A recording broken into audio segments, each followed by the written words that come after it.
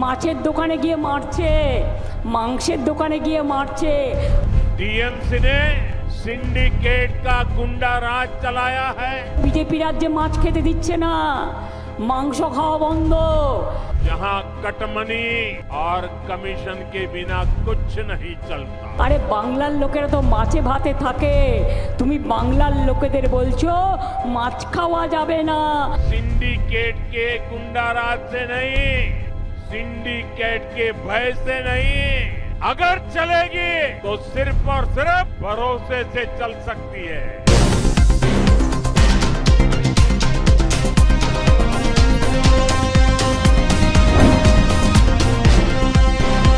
नमस्कार, मैं हूं अंजू।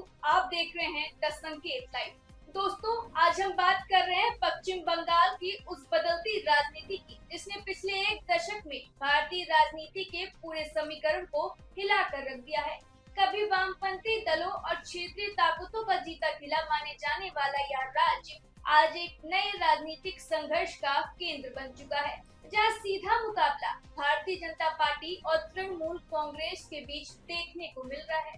यह बदलाव अचानक नहीं आया, बल्कि इसके पीछे वर्षों की रणनीति, संगठन निर्माण, जमीनी स्तर पर लगातार काम करने की लंबी प्रक्रिया रही है।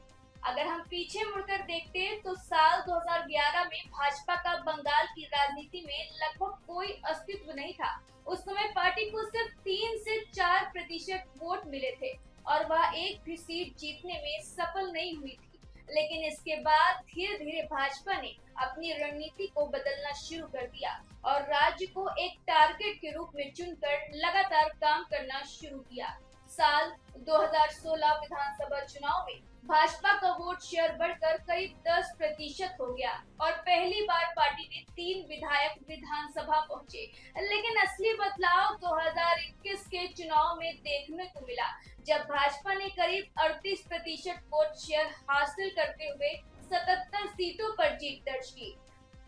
यह उभार भारतीय राजनीति में सबसे तेज उभरती ताकतों में से एक माना जाता है, क्योंकि महज 10 वर्षों में 30% से ज्यादा का वोट स्विंग अपने आप में एक बड़ी राजनीतिक घटना है। अब सवाल उठता है कि आखिर भाजपा ने ऐसा क्या किया कि वहां बंगाल में इतनी मजबूत चुनौती बनकर उभरी।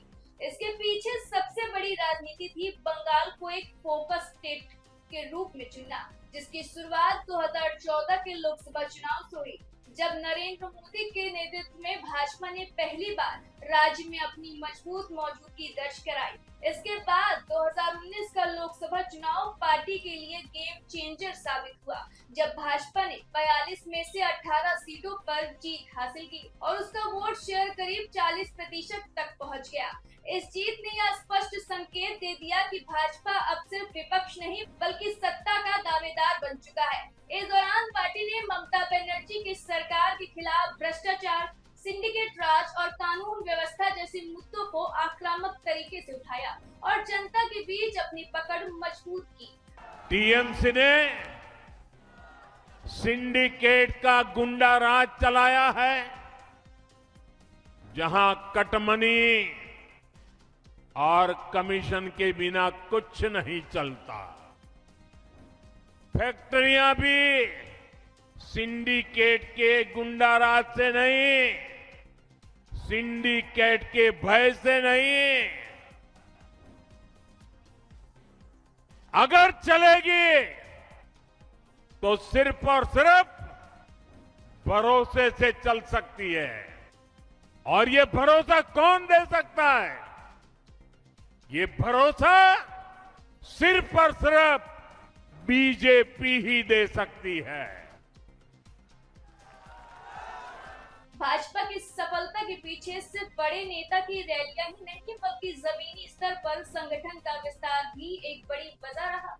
राष्ट्रीय स्वयंसेवक संघ के कैडर ने बूथ स्तर तक पार्टी को मजबूत बनाने में अहम भूमिका निभाई और इसके साथ ही तृणमूल कांग्रेस और वामपंथी दलों से कई बड़े नेताओं के भाजपा में शामिल होने से पार्टी को एक तैयार नेटवर्क मिला। खास तौर पर 19 दिसंबर साल 2020 में शुभेंदु अधिकारी की एंट्री ने भाजपा को एक मजबूत स्थानीय चेहरा और ग्राउंड सपोर्ट दोनों प्रदान किया। भाजपा ने केवल संगठन और नेताओं के सहारे ही नहीं बल्कि मुद्दों के स्तर पर भी अपनी रणनीति को धार दी।